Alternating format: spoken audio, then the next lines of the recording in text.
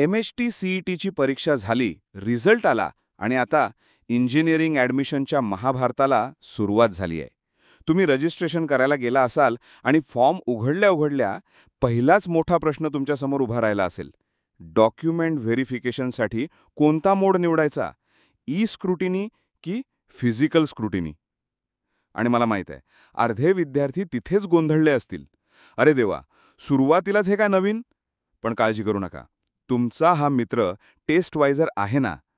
आजच्या या व्हिडिओमध्ये आपण या दोन्ही पर्यायांचा अगदी सोप्या भाषेत कीस पाडणार आहोत, जेणेकरून तुम्हाला तुमच्यासाठी योग्य काय आहे हे सहज ठरवता येईल. चला तर मग सुरू करूया. पहिला पर्याय आहे फिजिकल स्क्रुटिनी मोड. आता हे नाव ऐकून घाबरू नका हा.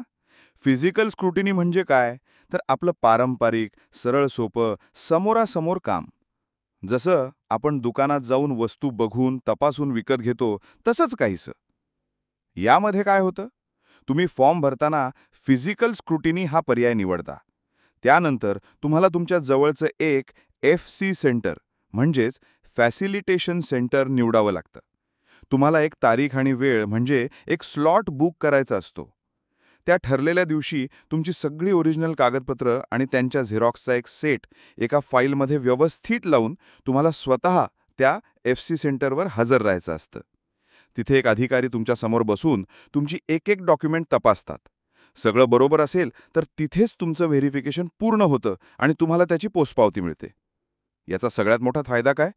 तर मनाला एक शांती मिळते. समोरासमोर काम होतं. काही अडचण असेल, कागदपत्रांमध्ये काही चूक असेल तर तिथले अधिकारी तुम्हाला लगेच सांगतात आणि त्यावर उपाय काय करायचा याचं मार्गदर्शनही करतात. म्हणजे ताक तुरं तिथेच लागतं, सगळा मामला जागेवरच क्लिअर होतो. पण मग यात तोटा काय?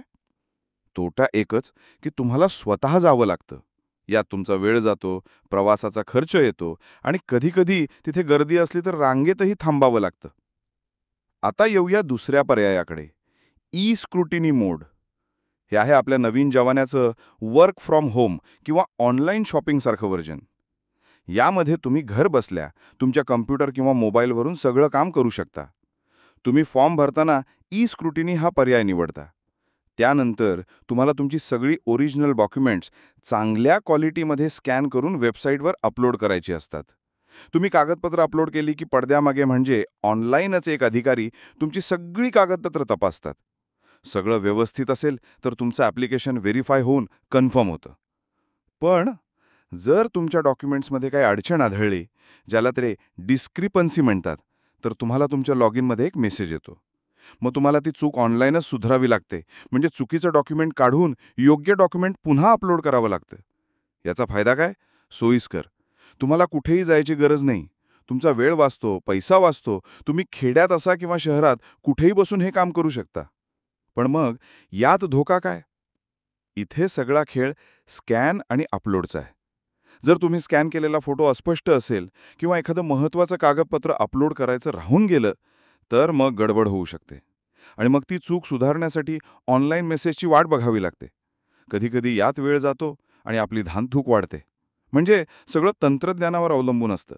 थोडी जरी गडबड झाली तर ना घरका ना घाटका अशी अवस्था व्हायची शक्यता असते.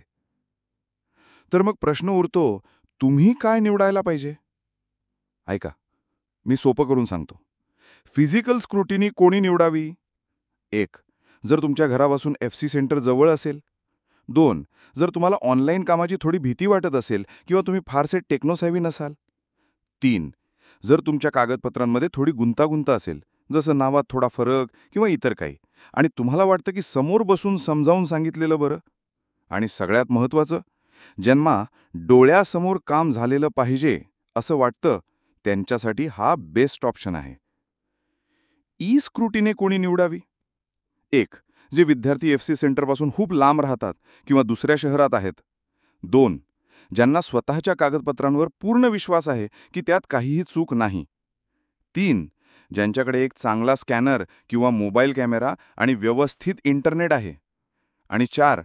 आणि ज्यांना आपला वेळ आणि प्रवासाचा त्रास वाचवायचा आहे त्यांच्यासाठी ई स्क्रुटिनी एक वरदान आहे.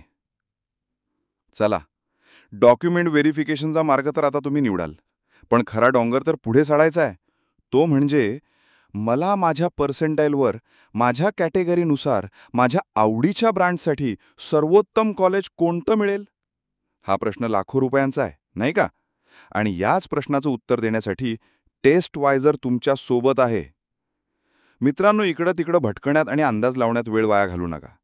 आम्ही तुमच्यासाठी घेऊन आलो आहोत टेस्टवायझरची personalise engineering admission college list. तुम्हाला फक्त testwiser.com या आपल्या वेबसाईटवर जायचं आहे. तिथे तुम्हाला get your personalise college list असा ऑप्शन दिसेल. त्यावर क्लिक करा. तुमचे MST CET किंवा JEEचे मार्क्स, तुमची कॅटेगरी आणि तुम्हाला हवी असलेली ब्रांच यासारखी सोपी माहिती भरा आणि सबमिट करा. आणि मग जादू लगा. आमची एक्सपर्ट टीम तुमच्या माहितीचं विश्लेषण करून खास तुमच्यासाठी बनवलेली तुम्हाला मिळणाऱ्या कॉलेजेसची एक संभाव्य लिस्ट तयार करते आणि ती थेट तुमच्या व्हॉट्सॲपवर पाठवते. विचार करा, तुमच्या हातात एक अशी लिस्ट असेल ज्यात तुम्हाला कोणती कॉलेजेस लागू शकतात याचा 99% अचूक अंदाज असेल. तुमचा किती वेळ आणि टेन्शन वाचेल. त्यामुळे आत्ताच या व्हिडिओच्या डिस्क्रिप्शनमध्ये दिलेल्या लिंकवर क्लिक करा. testwiser.com वर जा आणि तुमची पर्सनलाइज कॉलेज लिस्ट मिळवा. तुमच्या स्वप्नातल्या कॉलेजच्या दिशेने हे तुमचं पहिलं आणि सगळ्यात महत्त्वाचं पाऊल असेल.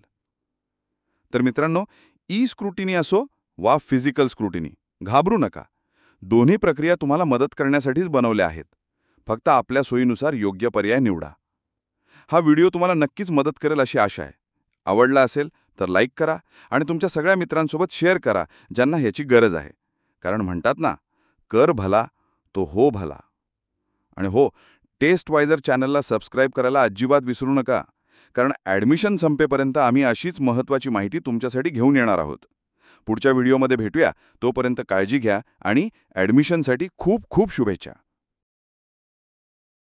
www.testwiser.com is a digital learning platform for students to prepare for board and competitive exams, offering chapter-wise tests and full-length mock tests, study material like video, PDF notes, DPPs, MCQs, theory, and most important Maharashtra Engineering Admission Counseling across multiple domains.